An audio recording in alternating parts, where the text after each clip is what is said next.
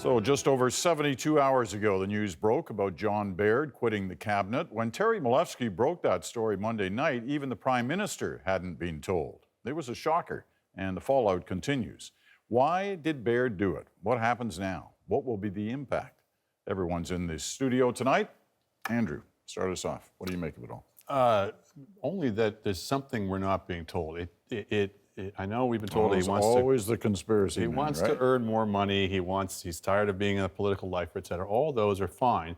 The timing, the suddenness, the fact the Prime Minister wasn't told is just odd. There's something about it that doesn't totally add up, is the first point. Second point is everyone's talking about how the Conservatives now, with the death of Jim Flaherty and the resignation of John Baird, are bereft of talent in Ontario, particularly, and more broadly, thin in the cabinet. That's an extraordinary statement after 8-9 years in power, that you would have that kind of thin talent in your front ranks of your cabinet is not a testament to the Prime Minister's ability to attract and keep talented people around him. Do have Joe Oliver, Minister of Finance.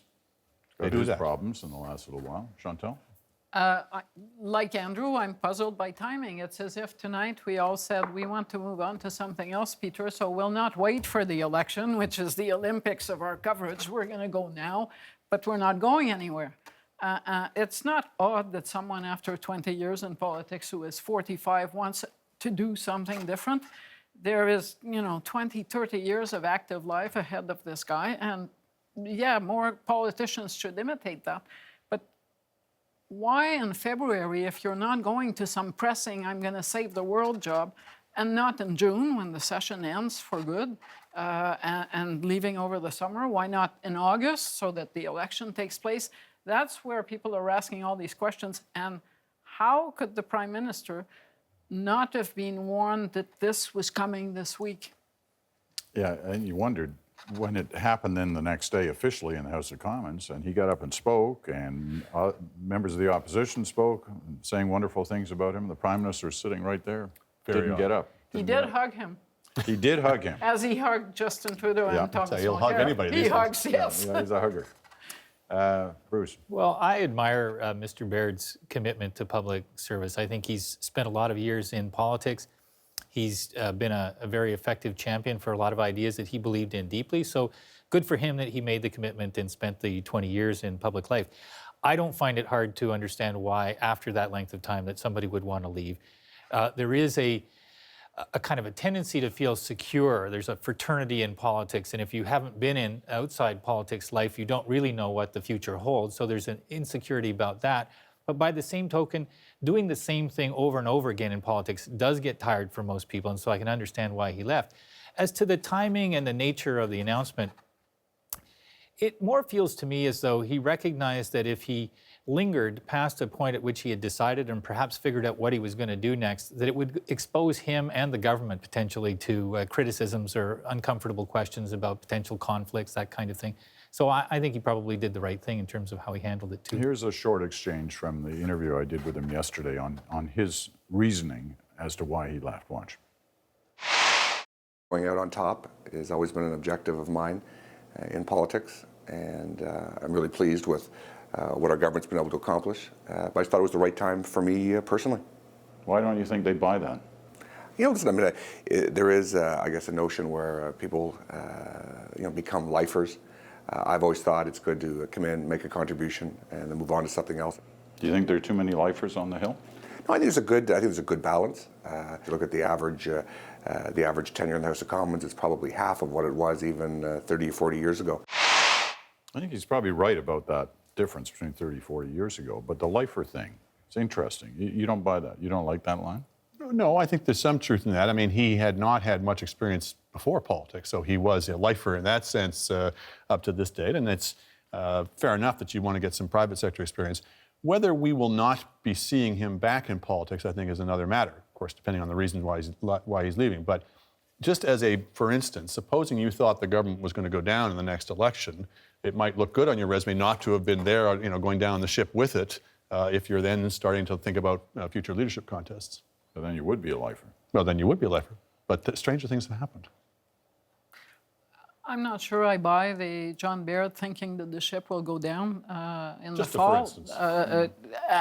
And here I am to save the party. And I don't think that, I think he's too smart a political operator to think that the party would be looking at him as a savior 6 months from now. That's kind of But his value would be more, the flip side of that, but his value would be more today than it would be a week after an election that the party didn't win. I think when parties decide who their leaders are going to be, the fundamentals come back to the fore, and the reasons why John Baird didn't want to be seen as leadership aspirant will still be valid tomorrow as they were today. There are others who have done that, and it has done that. But I don't see it in this context, and I listen to what he says, and I can agree with everything that Baird says. It still doesn't explain to me how he would have been more open to question or challenges of any kind on July 1st than he is in February. It is awkward, unless you want to resuscitate the notion that he knows things we don't know, and he knows that the Prime Minister will jump the gun on the election and have it in the spring. I'm not a spring election believer myself, but that is one rational explanation. Everything else looks awkward. Bruce, I want you to react to this next clip that we've got of John Baird. He's talking about the partisan nature on the Hill. Watch this. I'm not a partisan person. I can take on. Just a minute. Did I hear that correctly? I'm not a partisan person. I take on a partisan role when I have to. You know, if someone gets up in question period and smacks you over the head with a 2x4, I'm not a piñata. I give as good as I get. You know, things have become far too partisan, or you know, some of the heated exchanges perhaps have too much heat and not enough light. It still, I gotta say, it still sounds weird hearing him, of all people, say, you know, A, that he's not a partisan, and B, saying that it's become too partisan on Parliament Hill. I think in part he's saying that he's not as partisan as he used to be, or that as he observed the impact that partisanship, excessive partisanship, has had on our political life, that he's maybe not regretful personally, he didn't say that, but maybe there's a certain sense of it would be better if there was less. Now, having said that he's not as partisan as he used to be, he sure did know how to snarl, and it wasn't always in self-defense. But I am more struck by the honesty of the point that he was making about whether things have become too partisan, and he's not the first or only minister who's left Mr. Harper's cabinet privately, quietly, using soft language, saying things have gotten out of hand from a partisanship standpoint. So good for him for making that point. It's worth, go ahead. And foreign affairs traditionally not only attracts less partisanship on the part of the minister, but also from the opposition critics. And you saw it this week. It is not the same kind of debate. These people traveled together to places where there are serious problems. I still find the comment interesting, coming as it does, a week after the Prime Minister told the NDP that if they were asking questions about what we are doing in Iraq, it's because they're sorry that extremists are being killed. It is worth noting, he's very popular amongst his colleagues. When he was chosen Parliamentarian of the Year for Maclean's magazine a couple of years back, that's a vote of all of the MPs. So he had to have a lot of support from opposition benches.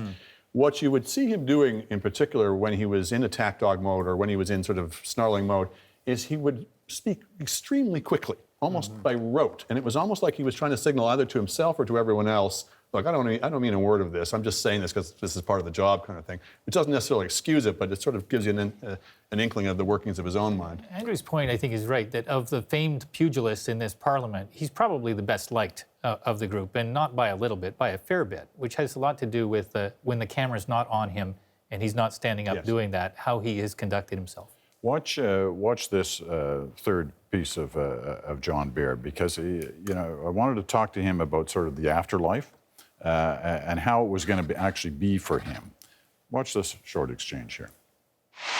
How difficult will it be for you to now, when you used to be able to say, I want to talk to John Kerry, to now where the odds are you're not going to be able to pick up the phone and talk to John Kerry? Well, I've always been conscious that it's your position, not you, and you shouldn't confuse that.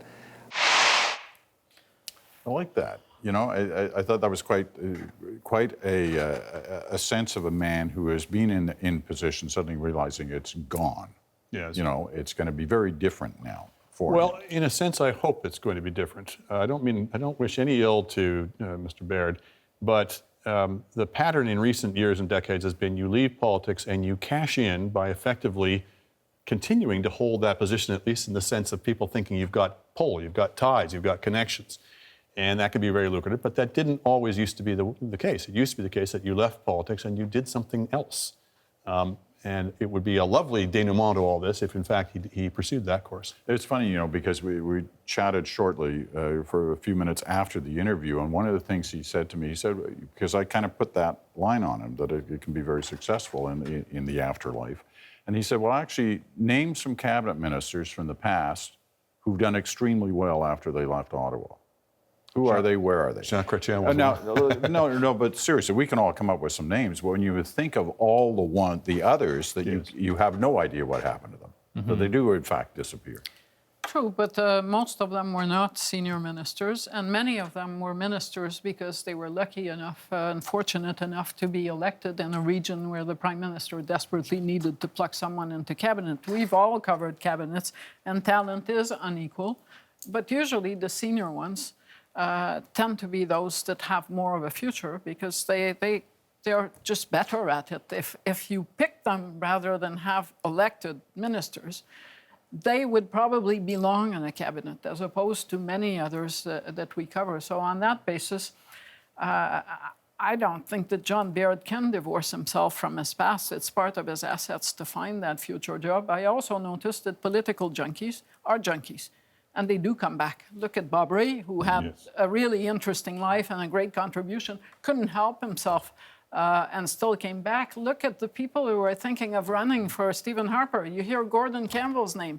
Why would you want, having been the premier of a major province and having represented Canada in London, want to come back to run again? But still, it's in the air. It's not denied. Because they're addicted. They are addicted, and I think this guy is as much of a political junkie as any of the people I've talked about.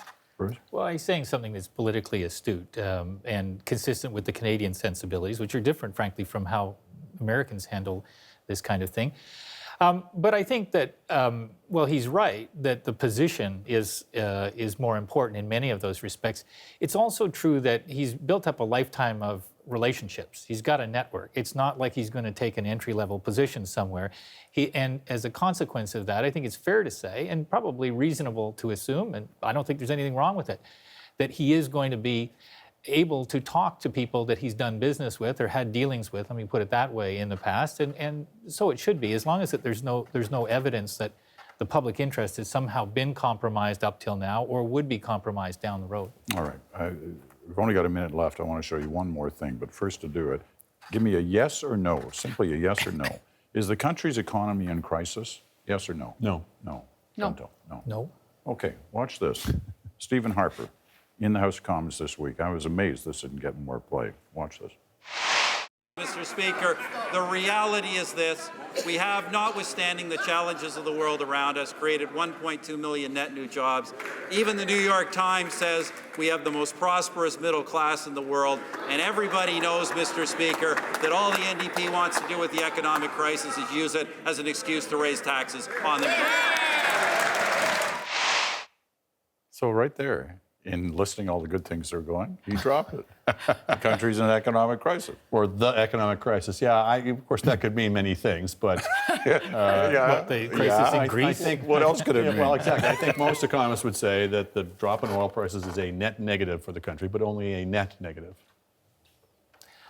Well, I think he's going to have to decide at some point whether he's campaigning on the basis of this economy is doing very well or it's in great peril. But I don't think you can campaign on both at the same time. There's a problem with messaging. He has a finance minister who goes up and says everything is under control, we don't have a deficit, no need to do anything, no infrastructure spending, which you usually do in a crisis, and then you're in a crisis. You've got to kind of make up your mind. Okay, we'll leave it at that for this week. Good discussion.